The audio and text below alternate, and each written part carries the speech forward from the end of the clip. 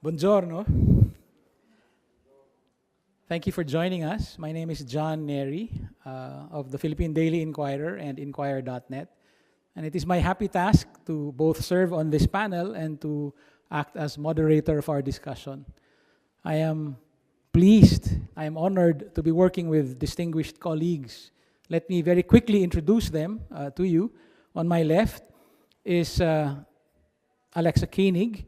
She's a professor at University of California, Berkeley, and is executive director of its Human Rights Center.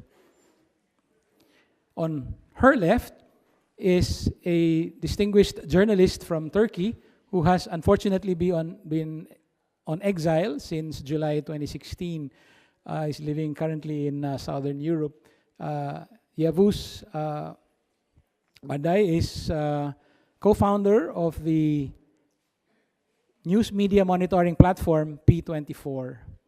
Last but certainly not least, on his left is Tamas Bodoki, another distinguished journalist who is the editor of Atlatso.hu. Like goal, our discussion will be divided into 3 parts. The first 15 to 20 minutes will be taken up by our presentations. After that, we will have about 15 minutes to have a conversation among ourselves to tease out implications from our presentations. And then lastly, in the last 18 to 20 minutes, we would like to invite you to join the discussion.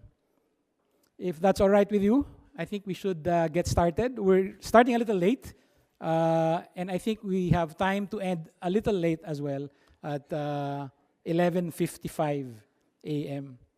Let's get started with Alexa Koenig, who will give an outline of authoritarianism to set as our framework. Alexa? Thank you, John. It's a huge honor to be here. It's also a big surprise, I think, to find the United States as part of a panel on emerging authoritarianism. I think if you had asked me a year ago if the United States would be one of the countries represented here, I probably wouldn't have believed it. What I'm hoping to do in the few minutes that I have is to go over what's been happening for the last few months in the United States, to map out some basic thoughts that have emerged from the field of social psychology about authoritarianism, what it is, how it works, and then use that framework to introduce some of what we're seeing in the United States today that gives rise to significant concern. So as many of you, if not all of you know, in November of 2016, Donald J. Trump was elected President of the United States, and he assumed office in January of 2017. It is based on the actions he has taken in the first several months of his administration, starting as early as the first few days of his administration, that we began to see patterns of behavior that gave rise to significant concern. Of course, the ripples that gave rise to that were evident much earlier and throughout the campaign. So there is a saying, Bob Altmaier, who is an academic, has said, ultimately, in a democracy, a wannabe tyrant is just a comical figure on a soapbox, unless a huge wave of supporters lifts him to high office. I think Donald Trump is an individual who very well encapsulates that particular idea. He's been represented in media cartoons as something of a comical figure or a buffoon, at the same time that his actions have had very real and very negative and serious consequences. What that quote also illustrates is the need to pay attention not only to the individual who is charged with beginning to shape an authoritarian regime, but the individuals who ultimately help that individual to have the kind of power that's necessary to mobilize large swaths of the population. Juan Linz has studied authoritarianism extensively, and he lays out 4 elements to an authoritarian regime, and I wanted to touch on those really quickly. The first is he notes that they are marked by limited political pluralism. That can include the discrediting of activists and other alternative voices to those of the regime in power. In our case, it would, of course, be the Democratic Party. There is a theory that has been bandied about in the US government for the last 15 or so years called the unitary executive branch theory, and that's something that we studied extensively in the wake of 9/11. I think we can't underestimate how much the events that happened on September 11th, 2001 actually established a foundation for much of what we're seeing unroll today. A large part of that is because of the fear that was engendered in the country and the way that people who are creating authoritarian regimes ultimately tap into that vein of fear to meet particular agendas.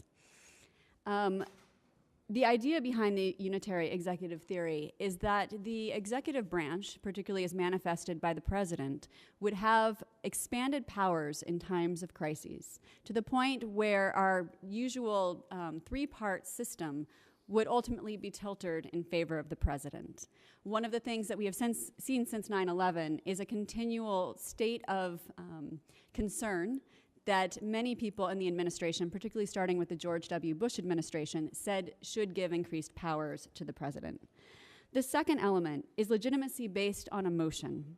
And we have seen that recently in the United States as a regime necessary to combat evil. So much of the rhetoric that was bandied about during the election, and of course has been continually since, has been that we are under risk at the United States, terrorism and immigration being the two different concepts that have been used most consistently to engender fear in the population. The third is the constraining of social mobilization, so the suppressing of political opponents and the suppressing of any anti-regime activity. So we have been seeing this a lot in Trump's calls for fake news to try and discredit the voice of the media and to discredit the voice of people more generally. And then last but not least, informally defined executive power, so vague or shifting powers. We saw this in the immediate aftermath begin from 9/11. Jess Braven, the Supreme Court reporter with the Wall Street Journal, has pointed out how the very term war on terror that was engendered then is emerging of two different schema. The first being our criminal laws, which allow the president and our government more generally to take certain actions against citizens and other individuals across the globe. Our framework for terrorism is a very different framework. So between taking these two, the laws of war and the laws of terrorism, and merging them, ultimately what was created within the US government was a much broader realm of latitude for taking an executive authority action than we had seen previously.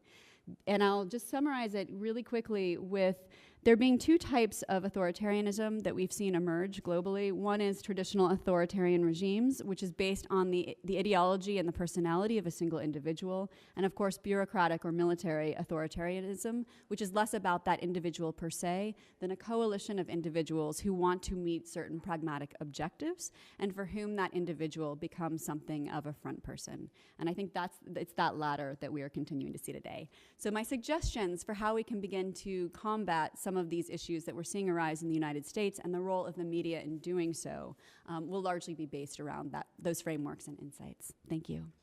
Thank you very much. Thank you very much, Alexa. Now, the first journalist on our panel, Yavuz. Hello, everyone. Welcome. And as I know, you here in this country are deeply following what's happening in Turkey. Needless to say, you have good reporters in La Stampa, Repubblica, etc. It is the story, of course, at the moment. It is the story of the day.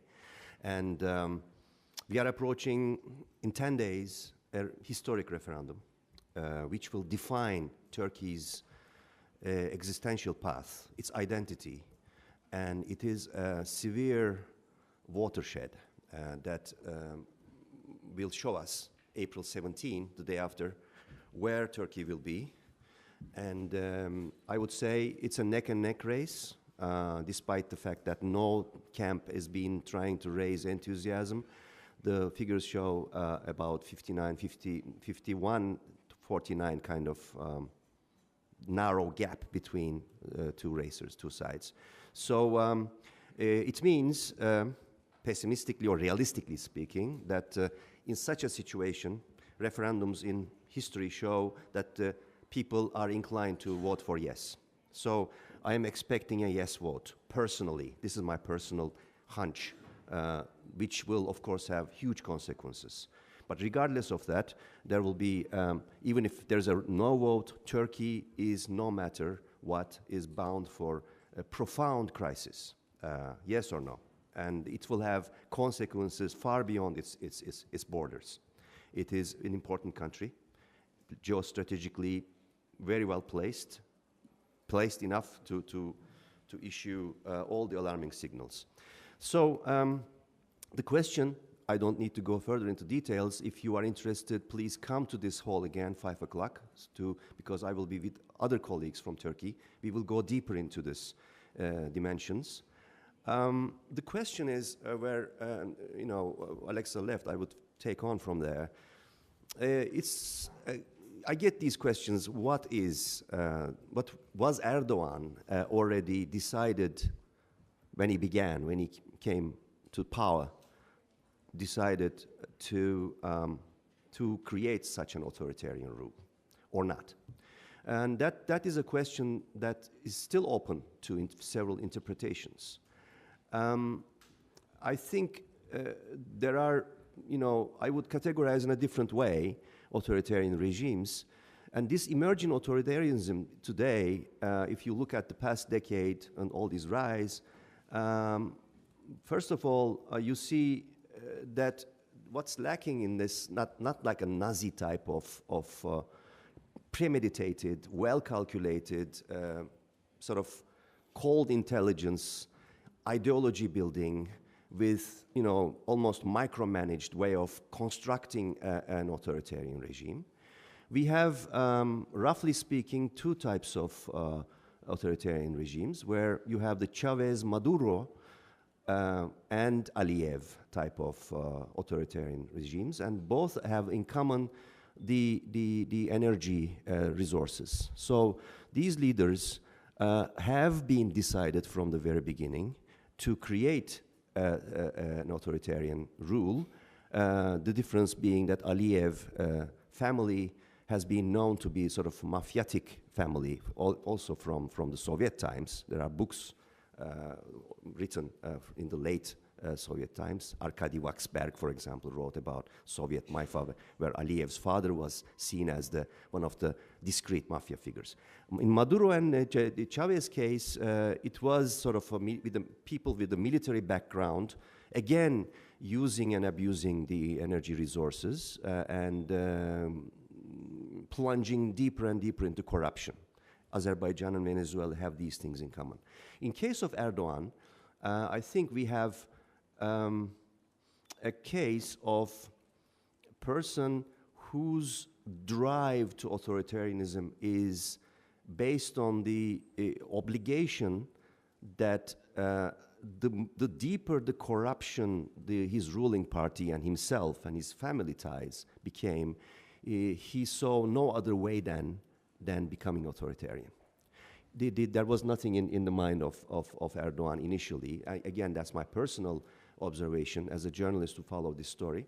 And I think what we end up here is that if you look at the pattern since Gezi Park protests, 2013, and this is something food for thought for you, you see that sort of a opposite correlation between the power of media as of 2013, up to that date, there was strong enough investigative journalism. More or less continued with spillovers to 2014. And then the other side became, as it became more and more authoritarian, the first target became the investigative reporting. So as of today, we end up with a robust authoritarian regime that has abolished the rule of law completely, and we have zero investigative journalism as a result of that. So this kind of opposite correlation defines a path that snowballs spontaneously into more and more authoritarianist rule. The only element, and this is my final point, that gives strength to Erdogan, and there's nothing else, is the ballot box. He has therefore diminished everything to minimize to the vote, and nothing else. That's where we are. Thank you very much, Yavuz. Now, we'd like to call on Tamas. Okay. Thank you very much for having me on this panel. I'm a journalist, investigative journalist from Hungary, and I worked up to 2011 for a mainstream publication as an investigative journalist. And I think it's important to mention, as Yafuz already mentioned, that one of the defining features of the authoritarian tendencies is the suppression of investigative journalism or watchdog journalism. And that's what exactly happened after 2010 in Hungary. I had to leave the mainstream publication because I felt censored on political issues, and I started an NGO, a small watchdog organization for investigative journalism. And there was a huge shift in the approach of Fidesz, the formerly opposition and then governing party, and Viktor Orban to journalism. So before 2010, they encouraged anti-corruption journalism. They hailed human rights journalism if it was harming their enemies, the former government. But after 2010, they completely changed their approach to media, and they decided that the only media is what they can control. Only good media for them is the media they can control somehow, and declared all critical and watchdog media enemies and traitors and so on. One of the first moves of the government was to invade the public service media, which earlier this public service media had some level of independence. It was not completely independent, but it had some level of freedoms. Now the public service media, we cannot even call it public service anymore. We call it state-run media, and it is full of governing party loyalists, and it is turned into a propaganda tool for the government. Similarly, the government is systematically targeting media companies. They are taking over private companies with loyalist businessmen, and often these transactions are secretly funded by state sources, so they use the taxpayer money to buy media companies or to support media companies which are friendly to the government. They took over the largest online news outlet in Hungary, so the largest news site is now controlled by the government, basically. They shut down the largest opposition daily paper, Népszabadság, which was quite critical, and they are waging a constant smearing campaign against any critical media which exists in Hungary. So, for instance, our NGO is labeled as a foreign agent or foreign funded because we have, of course, we have crowdfunding, but we also have international donors like the Open Society Foundations. So the Open Society Foundation is targeted now by the government. There is a huge media campaign saying that these organizations represent foreign interests and they must leave the country. They even introduced the law to shut down the best university in Hungary, the Central European University, which is founded and financed by George Soros. And they are waging a constant propaganda war against NGOs.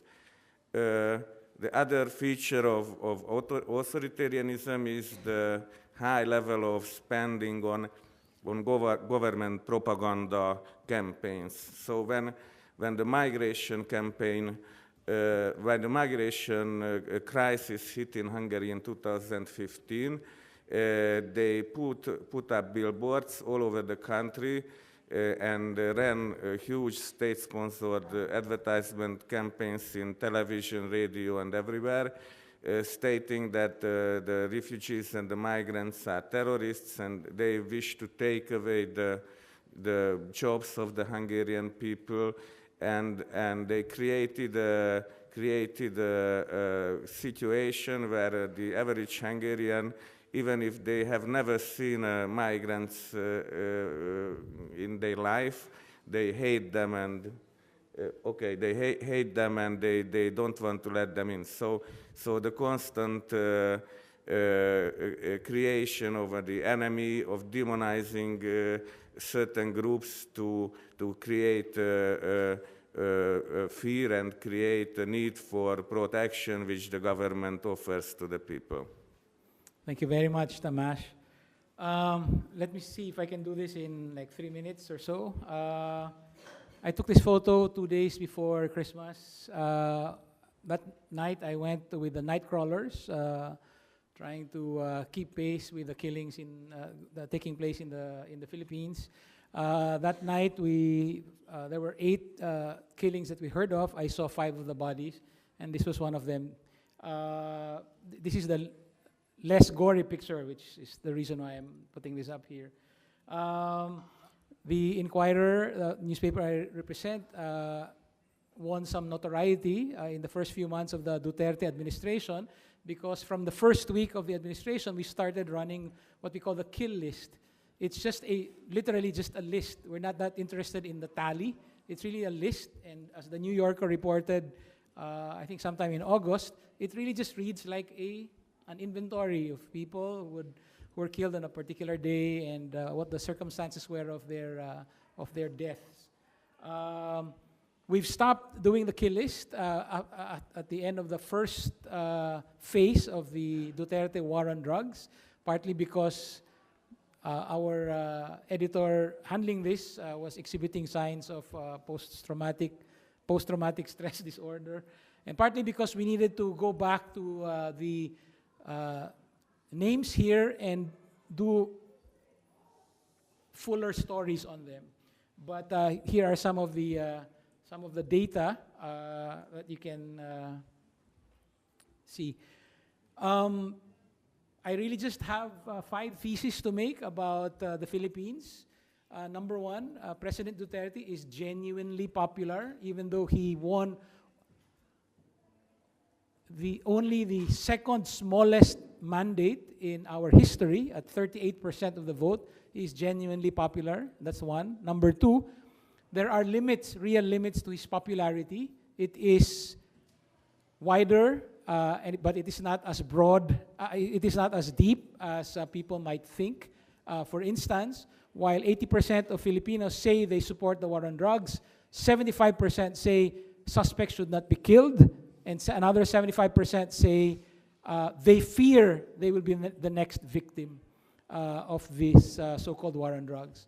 My third thesis is that President Duterte has exhibited signs of maybe expanding his authority. In August 2015, I hosted him at the forum in our offices when he was still running or not running for the presidency. And he said, I'm not actually interested in the presidency because it is not powerful enough. And he trotted out a lawyer and he said, I tasked that guy to study constitutional dictatorship, to try to see whether there can be more powers. And he repeatedly raises the specter of declaring martial law again, which is, of course, a sensitive issue for us in the Philippines because of Ferdinand Marcos and his dictatorship. But my fourth thesis is that I think the president is genuinely conflicted. He was genuinely conflicted about running for office. He remains today genuinely conflicted about being president. He says it's a lonely job. He'd rather go back to his hometown of Davao City. And even though he has repeatedly attacked media institutions, my own included, he is also a journalist's dream in the sense that he has never really turned down an interview and he can talk for hours. So there is that contradictory part of his nature.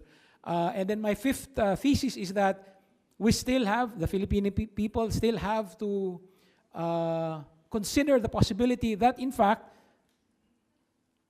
authoritarianism might emerge out of the Duterte presidency. We need to be on our guard precisely because of what I started with, the killings.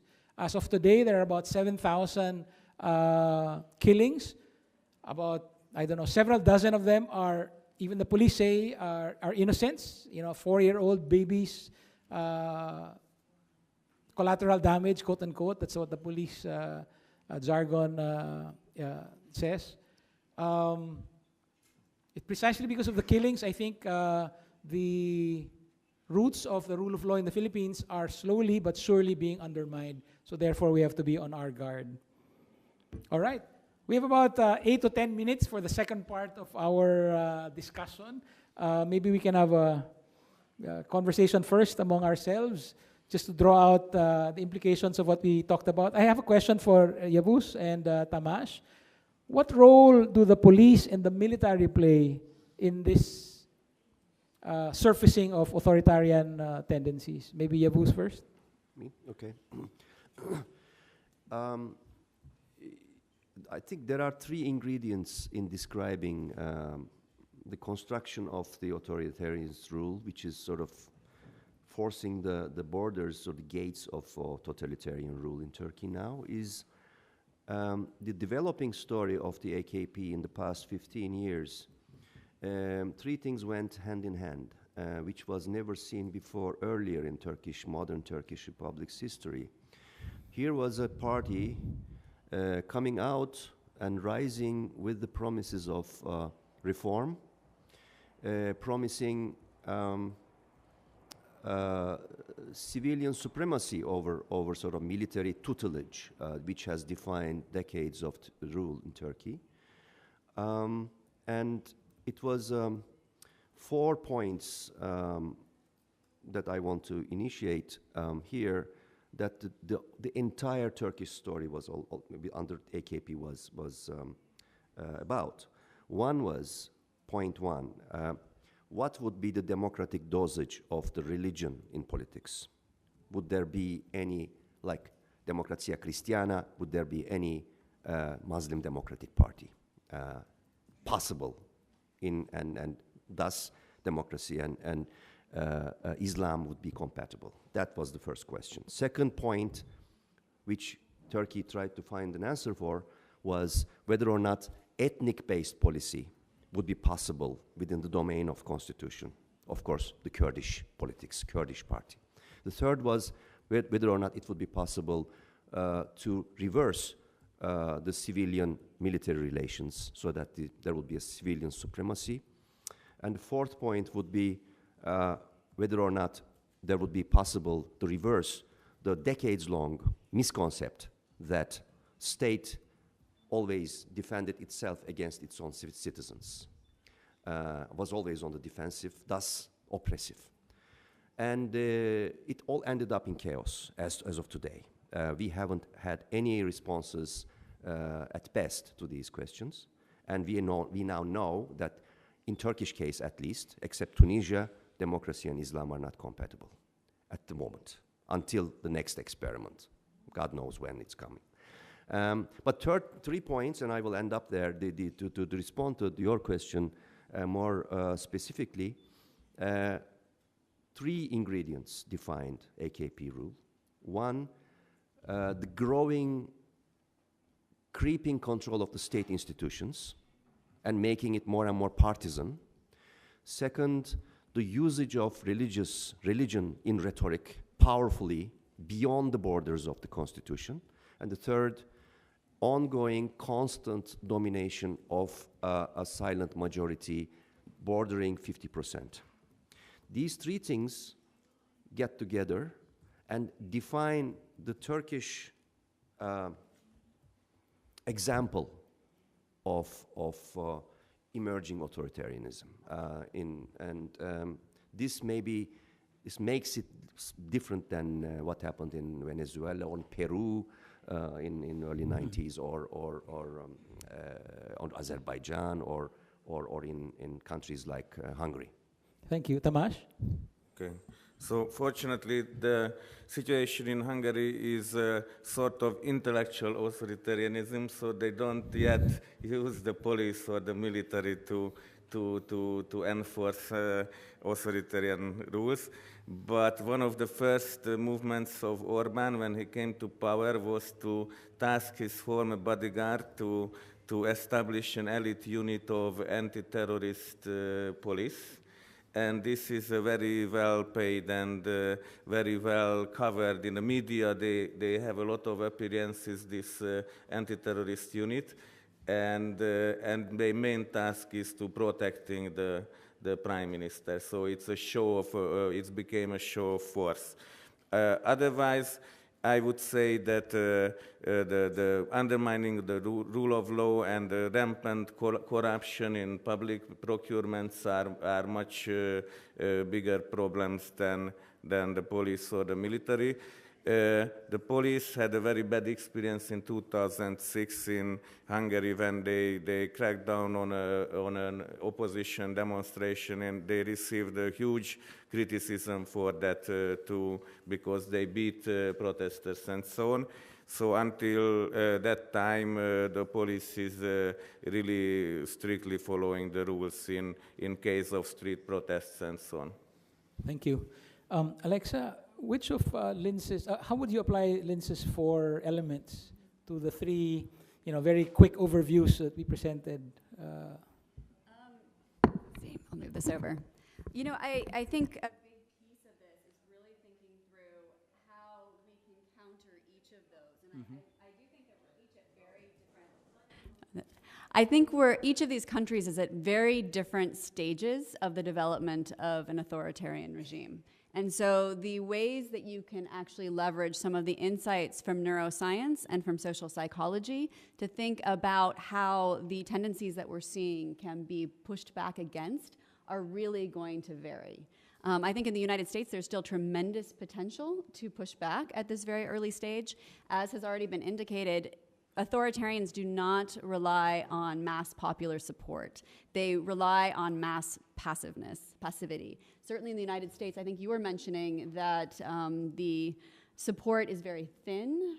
In our case, it's also very thin. Of course, Trump lost the popular vote by 3 million votes.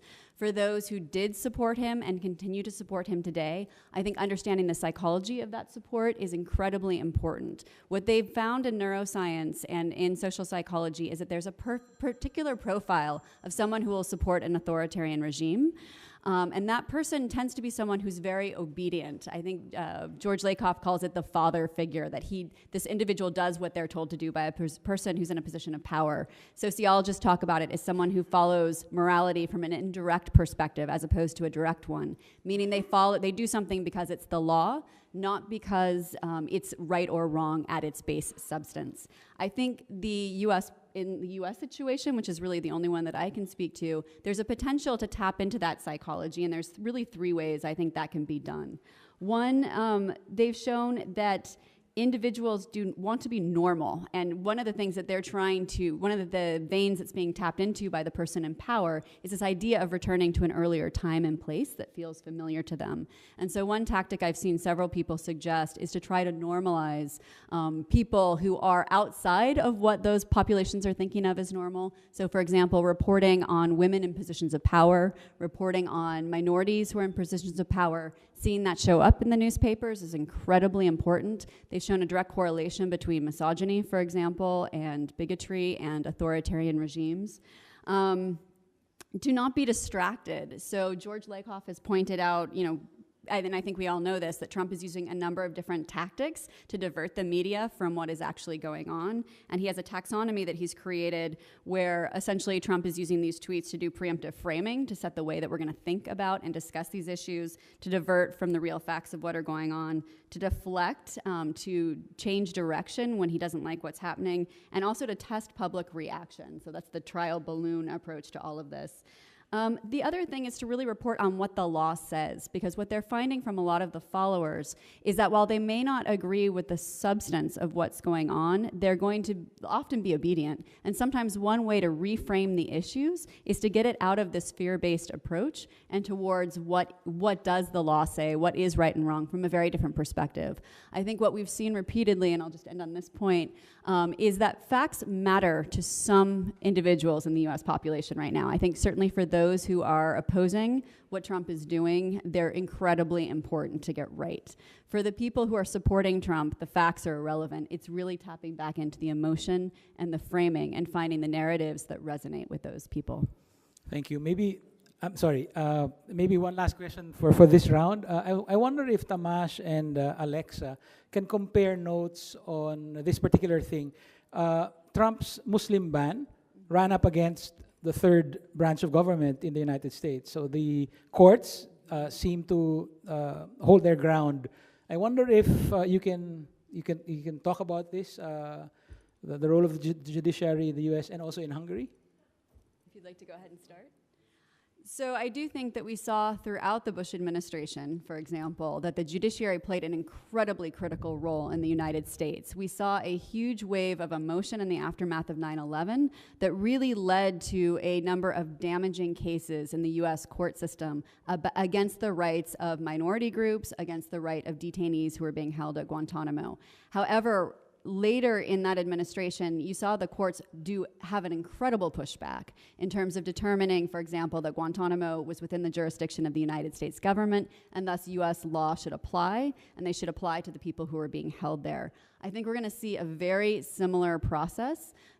What is most unnerving at the moment is the incredible power of the president right now to appoint Supreme Court justice and to ultimately sway within the members of the Supreme Court the perspective that they're taking on a lot of social issues. And in fact, I think if we're going to do any permanent damage to the US government's strength and resiliency, it's going to be through the Supreme Court.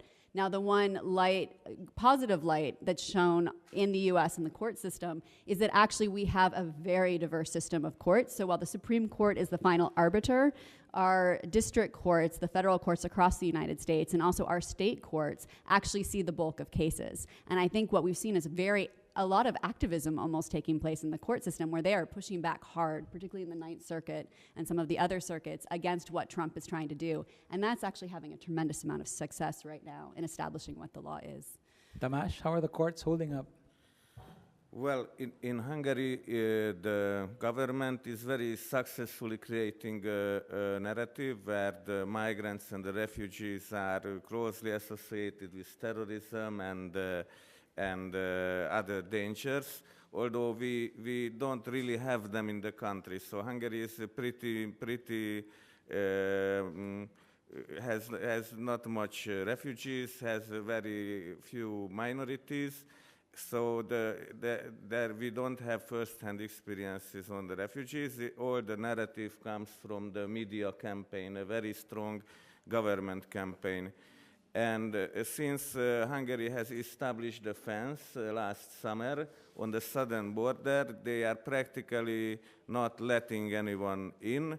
Who was in there already left to the Western Europe. So basically we don't really have either refugees or court cases, but there has been some court case which was pushed by the Helsinki Committee of Hungary. It's an NGO which provides legal support to refugees, and they won the case in Strasbourg, and the Hungarian state was obliged to pay some compensation to refugees whom their rights were harmed. And the government openly said that we won't pay this compensation. We don't care for the verdict of the European courts. Let Soros pay that because it's not it's his business, not ours. Thank you. We have about 18 minutes left. Let's have questions from the floor, please. Yes.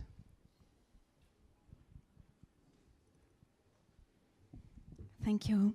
I just wanted to react to one of Yavuz's statement. I jumped on my seat when you said that Islam not being compatible with democracy and only Tunisia being a place where Islam is compatible. And I jumped on my seat and I said, I thought that it's missing the point. It's not about a religion, it's about human rights. It's about a state manipulating religion, manipulating nationalism to clamp down on freedom. And making such statement, it's dangerous and it's diverting the debate, which is all about shrinking public space. And I am a woman, Arab Muslim woman, accessorily, and I can't see that my religion not being compatible with democracy or human rights. And when the Arab Spring started, it was all about very secular demands. It was about freedom. It was about dignity, and it's still all about that. And we should not divert and stigmatize one religion, because we've seen that in the US, like Trump also is using religion. And when George Bush attacked Iraq, he said also that he was guided by God. And all dictatorship in the making are using religion as a weapon to manipulate the public. And so it's not about Islam, it's about human rights and rule of law. Thank you. Thank you. Would you like to respond? Sure. I get your point, but we are talking about mainly about Muslim Brotherhood parties which identify themselves as part of the Muslim Brotherhood, like in Egypt. Also, the Turkish ruling party AKP is perceived and is also openly talking about being part of that Muslim Brotherhood project, if you will. And that, as soon as you enter that domain, you are talking about what you're talking about. Also, that a group of parties using religion, abusing religion, in terms of dazzling the crowds, as disproportionately using religious context to come and stay at the power. And that's what we have been seeing as part of this experiment. That's why also I wanted to emphasize, as I did, that everything should be seen in the context of a democratic constitution. In countries like Tunisia or Egypt, complex societies where secular, religious, pious dynamic is very clear, as much as in Turkey. You have secular Kurdish, secular Western Anatolians, staunchly secular Kemalist crowds, as well as deeply pious supporters of the AKP. Everything is about a democratic constitution at the end of the day. Otherwise, you plunge into profound corruption, and no matter what, globally, even within the Islamic segments of this planet, you are doomed to be perceived as in the context of whether or not Islam is compatible with democracy or not. That is something which is a challenge for such movements. Because if you look at the tradition of Christian Democrat parties in Europe, the way they use religion in their political activities and in violent power is something to look at. And I think those comparisons have been made and are being made at the moment, whether or not, you know, what is perceived as Islam and being compatible. Thank you. So I wanted to clarify that. Thank you. Next question, please. Yeah, I'm a journalist. Is this working? Yeah. I'm a journalist based in Malaysia, and everything you guys have said is what exists in Malaysia. Corruption, the suppression of the media, undermining institutions, the rule of law, all these things are happening. Corruption on an unprecedented scale. My question is how the media responds. I mean, basically in Malaysia, traditionally the media will go and what we used to call at Bloomberg, show up and throw up. So you go to the media, you dutifully report, you go to the press conference, dutifully report whatever is said without questioning any of it. I mean, how should these journalists be responding to what's happening? Tamás? So what happens in Hungary is that the government created a huge number of pro-government journalists, and they prefer to talk to them. So if there is a press conference or interview, the government is very carefully selecting the journalists whom to talk. So that it is a very rare occasion where a critical or independent journalist can ask the questions. And then, of course, the pro-government media outlets will not report on this. So basically, the Hungarian media is split into independent or opposition media and to pro-government media. and the government is doing everything to suppress the independent part of the media and foster the pro-government part of it. Thank you. Next question. I have a question for Alexa about the situation in the US. So you talked a lot about how through the media, through different images about women or minorities, you can change the perspective of the people, hopefully. But what do you think is the future of independent media in the US? Are there already any clues? You know, we have the Breitbart guy sitting in one room with Trump, and are there any clues on how this is going to develop?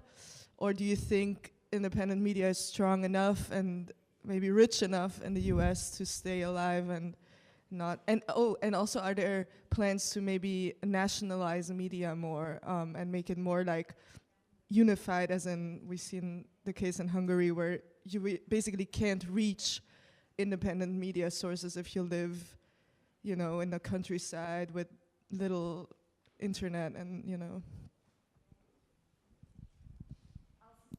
Start with that last part. You know, I think thinking through a national media, of course, there's going to be that tendency on the part of the administration to want to have as much control over framing and narrative and voice and access to information as possible.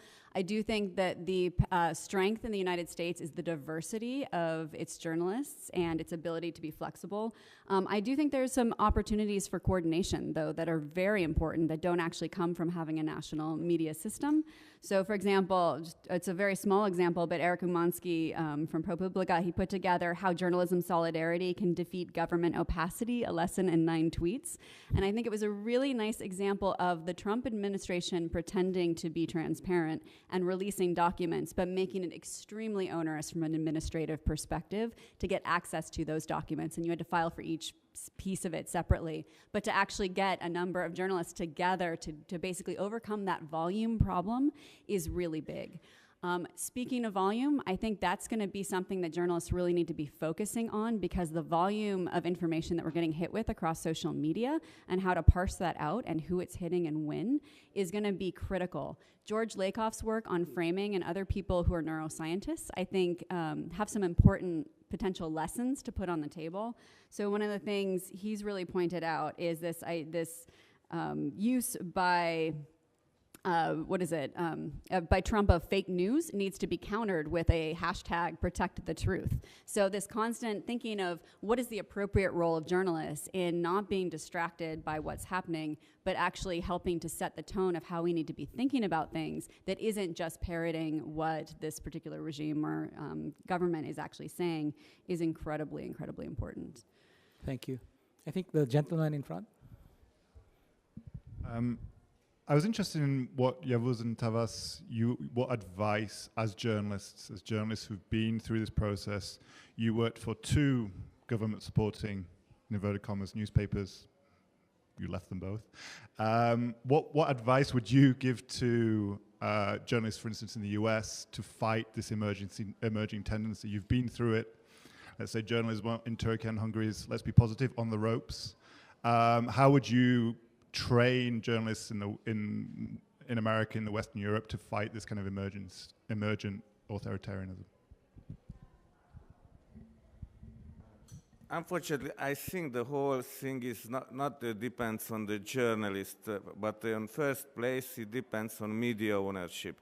So the problem in Hungary was that the foreign investors, media investors, left the country in the last decade, and the Hungarian media landscape, or the publishing companies, are in hands of businessmen, local businessmen.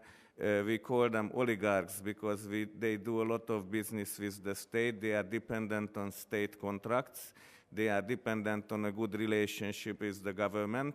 And that's why they turn these outlets into pro-government outlets. And the journalists can do nothing about this, because if the journalists don't fall in line, then they just lose their jobs. So I think it's very important to have a diverse media ownership, or what in our case we started a non-profit to to not to have not to need an investor or a business behind our publication. It really has to do a lot to do with the habits of the public in each and every country. There are differences, of course, with the US and countries like Hungary, Russia, Turkey, Ukraine, Venezuela, Egypt. In the latter group, what's in common is that, according to UNESCO figures, the public get their news for free solely from TV, up to 90% in Russia, in Turkey, in Egypt, elsewhere. And this makes it, you know, the TV is a very powerful medium, but this makes it a prime target for emerging authoritarians. This is what happened with Putin, and it was copy-pasted by Erdogan and copy-pasted by Sisi as well. So the one who controls the TV controls more or less the entire media.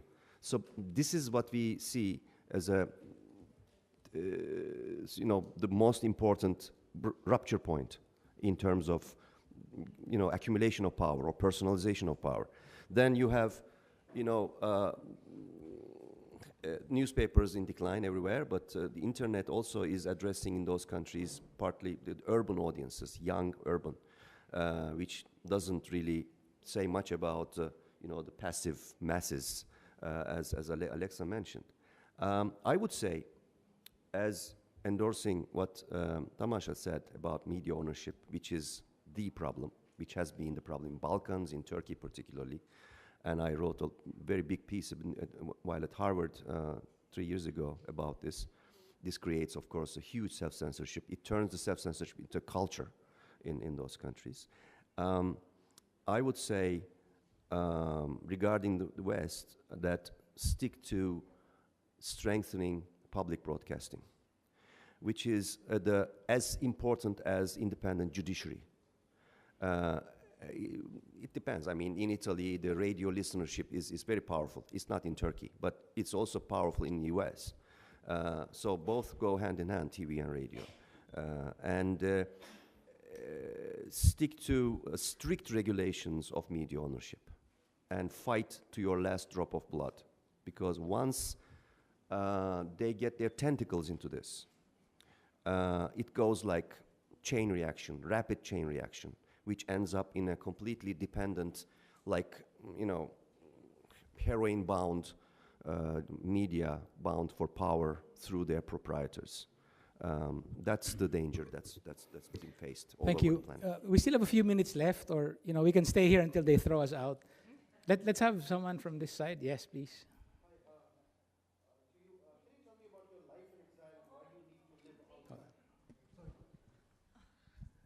Can you tell us a little bit about your life in exile and why do you need to live outside? And how long will this go on? Well, it could go on forever. We don't know. I mean, this is what we see clearly, you know, I would define as a mobocracy or ochlocracy. These two terms are also coming in the context of Trump. But we have, in terms of, you know, gang taking over a state and, you know, entrenching power more and more is mobocracy or ochlocracy. And we had, you know, the short answer is we had no more breathing space in Turkey. As I say, most of them are either unemployed, that's a main bulk. 9,000 journalists out of 17,000 active in Turkey are either without a job or have been forced to slavery kind of conditions in dependent media, okay? And then, you know, the 9,000 is like more than half of the Turkish journalist corps under severe conditions, which paralyzes the entire media. Incomelessness, unemployment, that is the main punitive measure in any emerging authoritarianism model. Because firing journalists, you get away with it. Having your journalists fired by the proprietors and employers is the most severe and popular method, copy-pasted from Turkey mainly, because it works. And then, of course, the jail. You know, when I left Turkey, I had these two things very clear in my mind, that we would be having no chances to do proper journalism in Turkey anymore. Sooner or later, we would end up either as unemployed or in jail. So some of us are now outside. I think like prominent Kurdish and Turkish journalists are numbering up to maybe 40, 50, placed in various European countries, plus Canada, some in US. That's where we found ourselves. And of course, life in exile is not very easy, but we have the freedom to do something more. Yeah, I think we have time for one last question. But before we ask that last question, I just want to let you know that if you want to continue the conversation with our panelists, Alexa has a forum at 4:30 this afternoon with Amnesty International. Yavuz has a forum at 5 p.m. on Turkey as a black hole in this same hall at 5 p.m. And then Tamash has something at 2 p.m. tomorrow about getting the work out against all odds. Okay, last question, please. Yeah, thank you very much for your time today. Just one last question. To all the panelists, which role does disinformation play? Organized, I come from Russia as a journalist, so I guess you understand why I'm asking the question. The organized disinformation, which is so commonly used in Russia and in Ukraine as well, in so-called information wars, could you please talk about the role of that in the emerging authoritarianism? This problem is huge in Hungary because the pro-government, so right-wing and the far-right-wing media is looking for a different narrative. So they don't like the EU, they don't like NATO, they don't like Western news, and they are looking for a different narrative, and that often comes from the Russian state media. So there has been several occasions in Hungary when Hungarian public service media, which is controlled by the government totally, and pro-government outlets used the Russian narratives or the Russian worldview on events and news, and it is clearly present in the pro-government media. Thank you. Yavuz? It's nothing new. I mean, if you read your Goebbels, he made it very clear now already under the 1930s that if you lie like 40 times, it becomes the truth. It's an old model which works because you have people have more powerful tools now, and you have the coalition of the willing for the fake, for disinformation, using mainly internet, etc. So it's just as far as I'm concerned, it's the repetition of the Goebbels project. Alexa? I think that the United States was caught a little bit by surprise by the sudden proliferation of disinformation in the United States. There's a few different things that I think people are trying to do. First, train students and a younger generation to be more responsible producers and consumers of information, so to learn how to verify and authenticate information going forward, but that's going to be a long process. As I mentioned earlier, facts matter, but only to half the population right now. So a piece of it, I think, from a media perspective, is knowing that this is a tactic used repeatedly by authoritarians in power, is to not repeat it and to not become kind of the pipeline and the amplifier of that constant repetition. And that's going to take a while for the US to adjust to that reality. And in the Philippines, the objective of most disinformation campaigns actually has to do with the rehabilitation of the Marcos family. It's an attempt to revise history, to completely forget what has happened in the last 30 years. So for instance, the fact that both the Philippine and the Swiss Supreme Courts declared at least $600 million in Swiss bank accounts as ill-gotten wealth of the Marcoses is something that is even the subject of debate, which is really incredible. Unfortunately, there is no short answer to that. It's a question of going back to the trenches in the schools, making sure that the history textbooks get it right, and as well as still talking to the living survivors of the martial law regime in the Philippines. So there's a lot of testimonial storytelling that needs to be done to remind people exactly what has happened before. And on that cheerful note, we will end this very interesting discussion. Thank you very much for making time to join us. Thank you to the panelists, and thank you to the International Journalism Festival. Thank you. Grazie.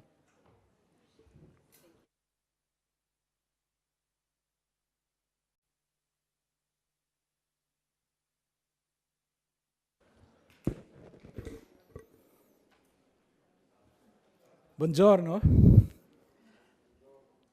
Thank you for joining us. My name is John Neri of the Philippine Daily Inquirer and Inquirer.net. And it is my happy task to both serve on this panel and to act as moderator of our discussion. I am pleased, I am honored to be working with distinguished colleagues. Let me very quickly introduce them to you. On my left is Alexa Koenig. She's a professor at University of California, Berkeley, and is executive director of its Human Rights Center. On her left is a distinguished journalist from Turkey who has unfortunately been on exile since July 2016. He's living currently in Southern Europe. Yavuz Baday is co-founder of the news media monitoring platform P24. Last but certainly not least, on his left is Tamas Bodoki, another distinguished journalist who is the editor of Atlatso.hu. Like goal, our discussion will be divided into 3 parts. An authoritarian regime, and I wanted to touch on those really quickly. The first is he notes that they are marked by limited political pluralism. That can include the discrediting of activists and other alternative voices to those of the regime in power. In our case, it would of course be the Democratic Party. There is a theory that has been bandied about in the US government for the last 15 or so years called the unitary executive branch theory, and that's something that we studied extensively in the wake of 9/11. I think we can't underestimate how much the events that happened on September 11th, 2001 actually established a foundation for much of what we're seeing unroll today. A large part of that is because of the fear that was engendered in the country and the way that people who are creating authoritarian regimes ultimately tap into that vein of fear to meet particular agendas. The idea behind the unitary executive theory is that the executive branch, particularly as manifested by the president, would have expanded powers in times of crises to the point where our usual 3-part system would ultimately be tilted in favor of the president. One of the things that we have seen since 9/11 is a continual state of concern that many people in the administration, particularly starting with the George W. Bush administration, said should give increased powers to the president. The second element is legitimacy based on emotion.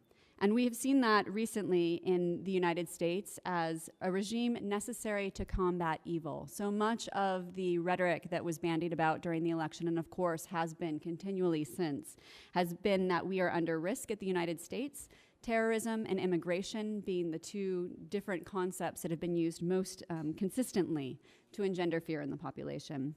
The third is the constraining of social mobilization, so the suppressing of political opponents and the suppressing of any anti-regime activity. So we have been seeing this a lot in Trump's calls for fake news to try and discredit the voice of the media and to discredit the voice of people more generally. And then last but not least, informally defined executive power, so vague or shifting powers. We saw this in the immediate aftermath begin from 9/11. Jess Braven, the Supreme Court reporter with the Wall Street Journal, has pointed out how the very term war on terror that was engendered then is a merging of 2 different schema. The first being our criminal laws, which allow the president and our government more generally to take certain actions against citizens and other individuals across the globe. Our framework for terrorism is a very different framework. So between taking these 2, the laws of war and the laws of terrorism, and merging them, ultimately what was created within the US government was a much broader realm of latitude for taking executive authority action than we had seen previously. And I'll just summarize it really quickly with the first 15 to 20 minutes will be taken up by our presentations. After that, we will have about 15 minutes to have a conversation among ourselves to tease out implications from our presentations. And then lastly, in the last 18 to 20 minutes, we would like to invite you to join the discussion. If that's all right with you, I think we should get started. We're starting a little late, and I think we have time to end a little late as well at 11:55 a.m. Let's get started with Alexa Koenig, who will give an outline of authoritarianism to set as our framework. Alexa? Thank you, John. It's a huge honor to be here. It's also a big surprise, I think, to find the United States as part of a panel on emerging authoritarianism. I think if you had asked me a year ago if the United States would be one of the countries represented here, I probably wouldn't have believed it. What I'm hoping to do in the few minutes that I have is to go over what's been happening for the last few months in the United States, to map out some basic thoughts that have emerged from the field of social psychology about authoritarianism, what it is, how it works, and then use that framework to introduce some of what we're seeing in the United States today that gives rise to significant concern. So as many of you, if not all of you know, in November of 2016, Donald J. Trump was elected President of the United States, and he assumed office in January of 2017. It is based on the actions he has taken in the first several months of his administration, starting as early as the first few days of his administration, that we began to see patterns of behavior that gave rise to significant concern. Of course, the ripples that gave rise to that were evident much earlier and throughout the campaign.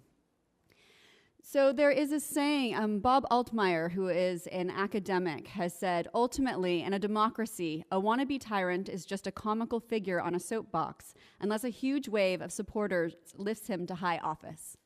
I think Donald Trump is an individual who very well encapsulates that particular idea. He's been represented in media cartoons as something of a comical figure or a buffoon, at the same time that his actions have had very real and very negative and serious consequences.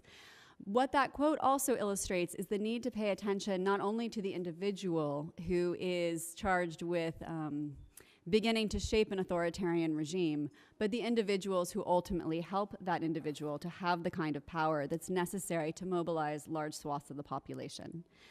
Juan Linz has studied authoritarianism extensively, and he lays out 4 elements to